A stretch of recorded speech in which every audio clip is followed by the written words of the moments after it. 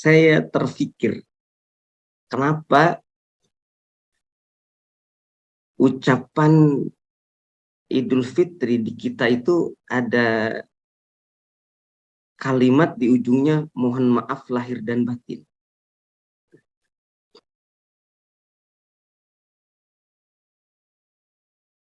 Nah, jadi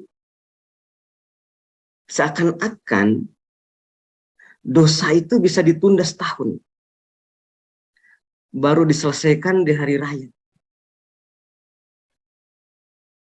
Kan nggak begitu juga kan? Karena yang namanya mohon maaf lahir dan batin itu setiap kali terjadi kesalahan.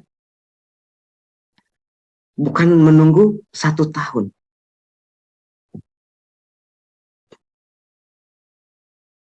Nah, saya kemudian membuka syarah hadis tentang man shoma ramadhana imanan wa ihtisaban ghufira lahu ma taqaddama min dzambi. Barang siapa yang berpuasa di bulan Ramadan karena iman dan mengharapkan ridho Allah, pahala dari Allah, maka pasti diampuni dosa-dosanya yang telah lalu. Pertanyaannya adalah, dosa-dosa yang telah lalu ini dosa apa? Dosa kecilkah, dosa besarkah, atau semua dosa? Dosa-dosa yang mencakup hak adamikah, atau hanya hakullah saja? Di situ diampuni dosa-dosa. Karena dosa ini kan dari segi ukurannya ada dua. Pertama dosa besar, yang kedua dosa kecil. Kemudian dilihat dari segi kepada siapa kita berdosa, itu ada dua. Pertama hakullah, dosa ke Allah. Yang kedua dosa hakul adami, dosa kepada sesama manusia. Maka Ibnu Hajar Al-Haytami memberikan komentar terhadap hadis tersebut, ghufirallahu ma taqaddama min dzambi, yang diampuni oleh Allah itu dosa besar dan dosa kecil. Berarti dahsyat banget ini ya, puasa ini. Puasa Ramadan ini dahsyat. Diampuni oleh Allah dosa besar dan dosa kecil.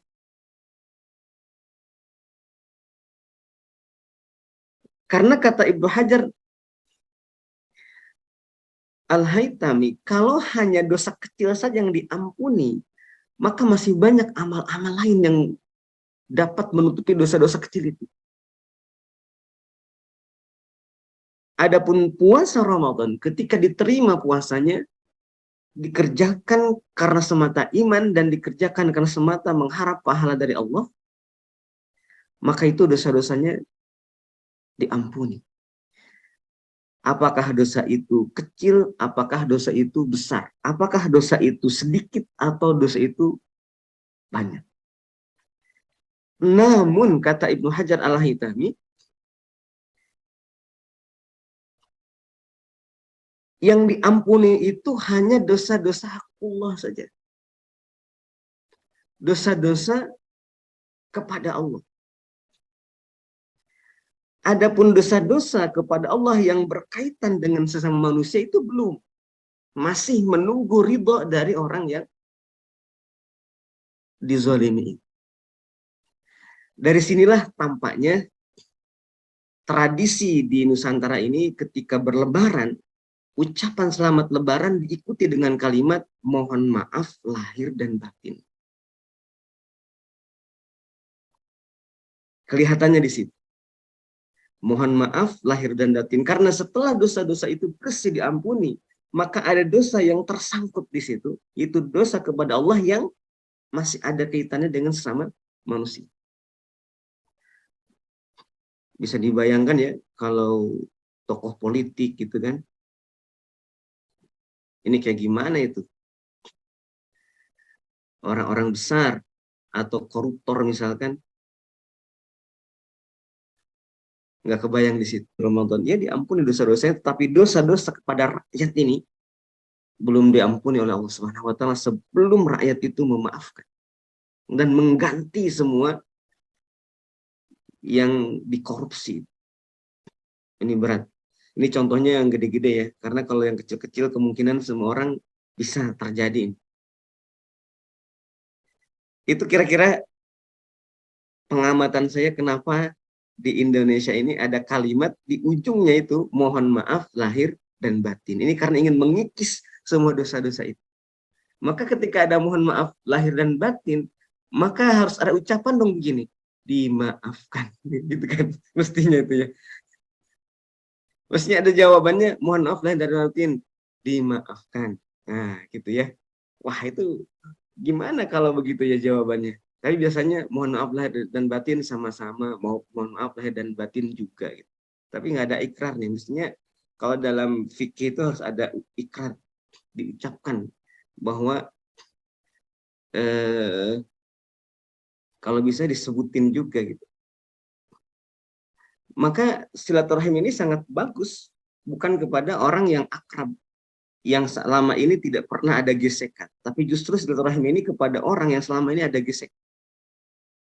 Di situ diucapkan karena akan mengganggu kesempurnaan puasa Ramadan kita. Saudara, tetangga, sahabat yang jauh, yang sudah memutuskan hubungan dengan kita. Nah, itu yang justru kita harus sambungkan. Jangan hanya membuat grup-grup ya, gengnya sendiri yang satu frekuensi. Tapi harus lintas frekuensi. Di situ baru benar gak selama ini Ramadannya. Itu barangkali ini tadi taklik karena